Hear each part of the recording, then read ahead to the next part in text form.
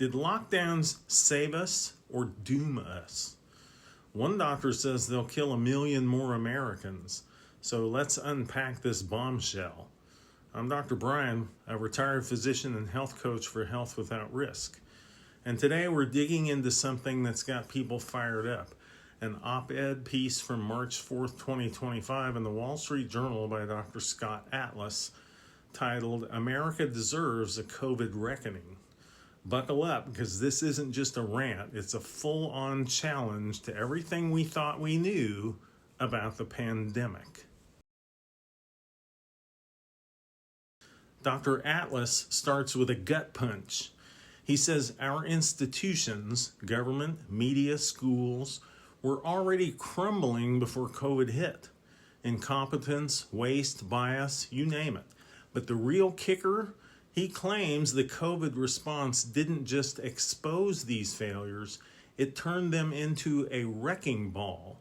And the biggest villain in his story? Lockdowns. So listen to this. Dr. Atlas says the virus didn't lock us down, people in power did. Their decisions, he argues, didn't just tank the economy or mess with kids' education, they killed people. He throws out a jaw-dropping number, 900,000 to 1.2 million extra American deaths over the next 15 to 20 years, all because of lockdowns, not the virus. Think about that. Missed cancer screenings, mental health crises, kids falling behind in school. Could he be right? He doubles down with a comparison that's raising eyebrows. Sweden. Remember Sweden? They said no to strict lockdowns, kept life mostly normal, and focused on shielding the vulnerable.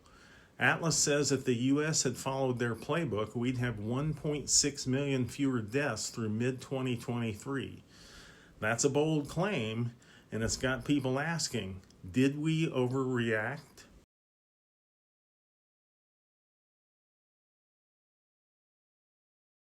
But it's not just about numbers. Atlas says we swallowed these draconian rules he called illogical because of censorship and propaganda. He argues the public was sold two big lies. One, that all the experts agreed lockdowns were the only way, and two, that anyone who was disagreeing with those was dangerous. Sound familiar? Social media bans, canceled scientists and doctors. There's truth to that part. So what's he getting right? Well, lockdowns did cause chaos. Kids lost years of learning, and I see that in my college students. UNESCO says low-income students got hit hardest.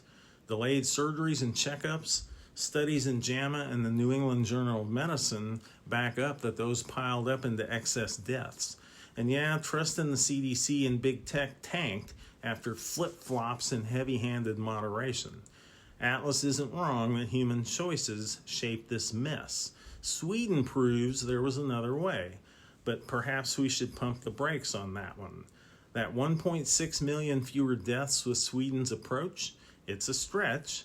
Sweden is tiny, less urban, and their healthcare is built different than ours. Plus, they still had more deaths per capita than their neighbors. And those 900,000 to 1.2 million extra deaths, plausible, but based on long-term fallout, and it's a forecast, not a fact yet.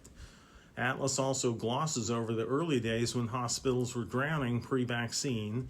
Lockdowns weren't perfect, but they weren't pointless either. The Lancet says they saved lives in Europe initially. Then there's the consensus bit. Was it fake? Not totally.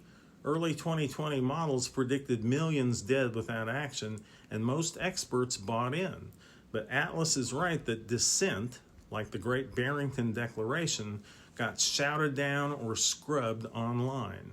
That's a red flag for free debate. So what happens if another pandemic hits? If leaders push lockdowns again, good luck. People are done blindly trusting. They'll demand proof, not promises, especially after COVID's mixed bag. Atlas wants a reckoning, and he's got a point. We need to learn from this. But if we swing too far the other way, ditching all restrictions, we could trade one disaster for another.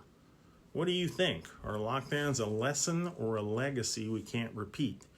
Drop your thoughts below. We're reading every one. If you want more no BS health takes, hit that subscribe and follow button. And I'll see you next time on Health Without Risk. Have a great day, and I'll be back soon. Bye.